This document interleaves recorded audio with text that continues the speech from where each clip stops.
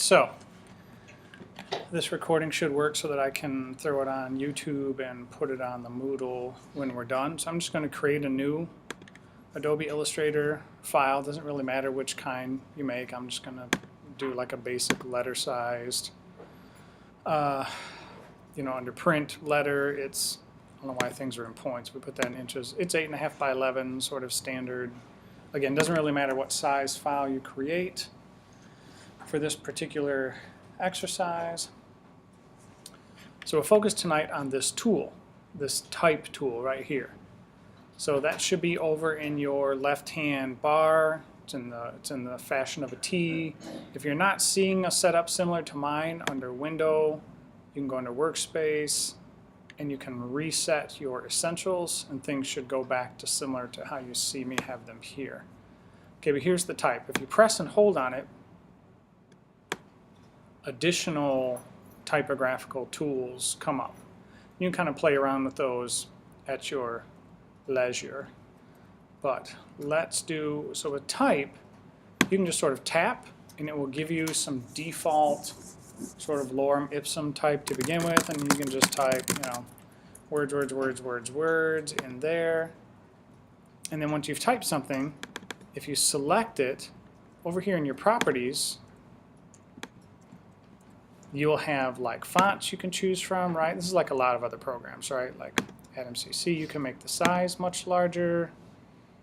You can key in size numbers. You can do like the kerning thing. What do they call that? Line spacing or something. You can do like the leading. You can even set like flush left, align to center, align right, justify left, all those types of things, okay? So let's type something in here that actually means something. All right, so I've got my hello world. That's what I has typed. So another way to resize it would be to go off of the type tool and choose the selection tool, and you get a selection around it, and you can sort of warp it and drag it, or I'm going to hit Command Z to get back how it was. If you grab a corner and hold Shift, you can scale it uniformly without warping it or dragging it. And this over here should update, like your type point size should update to correspond to whatever type size you have scaled it to. Okay, so you can select it with the type tool, and you can change point sizes and things over here, or you can select it with the selection tool, and you can actually just like click and drag to change the shape and size. Of course, you also can rotate it with this, just like you can, any other object. Grab a corner and rotate it, right? Hitting Command Z to put it back on the horizontal baseline.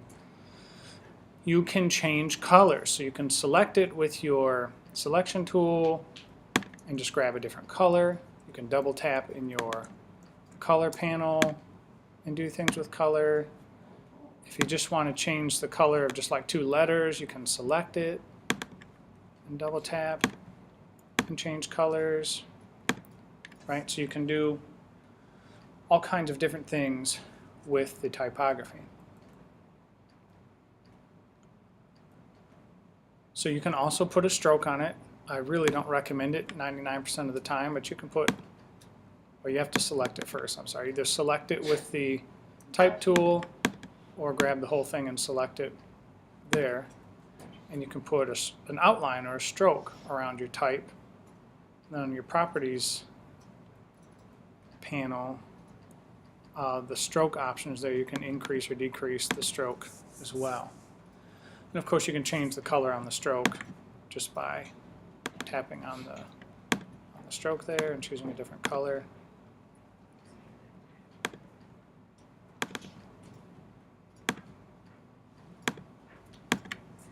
All right. So you can fill type, you can stroke the type, you can drag it, twist it, move it, rotate it, all that type of stuff with the selection tool. You can get it sort of high. So this is super ugly right now, so I'm going to get rid of the stroke, and I'm going to choose a color that might actually feel fairly natural or normal. Sort of a mauve-y color. All right. So there's my, for some reason, I went to just CMYK there. If you ever see that happen where your color bars go away, just go back to your RGB and it will give you your actual color again. Sometimes what you want to do is you actually want to make art out of your words. Once you've got it all sort of how you want it, let me choose a different font because I just don't care much for this font. Let me choose a font that's just a little bit more fun.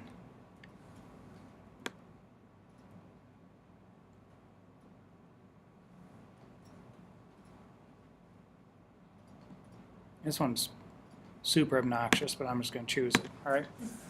Still says hello world. Now, if you don't like any of your fonts, one thing that you can do, when this opens, you see it says you can add fonts from Typekit. You can choose that. You can choose from Adobe's stock library of fonts, and you can sync it right to your system real quick. And you can use fonts that Adobe provides you that are part of your subscription. Okay. I'm going to stick with my creative. So what I want to do maybe is I just want to have some fun with this. Let me zoom in on this just a touch. I like this, right? But I just want to do some fun, and because this font's, you know, a little bit more of like an artistic kind of font. I might call it like a grunge font or a super stylized font. Maybe I just want to like take the corner of this H and just raise it up or something, right? What you can do is select your font with the selection tool, and under Type, tell it to create outlines. What will happen then is this is no longer now an editable font face. It won't work any longer with the type tools, but now you can do things like grab a corner and drag it up. Grab your points on there, and you can actually start making, you know, if you will, like art out of the letter forms. You can manipulate them in a number of ways. You could tap on there, you could round the corners off on this one. Like you can do all kinds of things, okay? So if you grab it with the selection tool and you convert it to outlines, then you can do all sorts of artistic stuff with your type. All right, who has questions on any of those typographical basics? Any questions at all? Yes? So if you have to edit the font now, how did you do that? Let me back up. Yeah, let me show you that again. I'm hitting Command Z until I get back to where my type was. All right. So now I'm back to where it's a normal font, right? Like I can type on it. But when you're all done typing, you've got it how you want. Tap on it with the selection tool, and under Type, choose the one that says Create Outlines. And what it will do is it will convert the font, the actual typeface, into vector form. So it's called Create Outlines. It's under Type, and now I can actually get in here and I can mess with the nodes and stuff. All right. All right. So I'm going to let you guys. I'll let you guys do that. I don't remember how to pause this recording. Yeah, there we go. Did I stop it?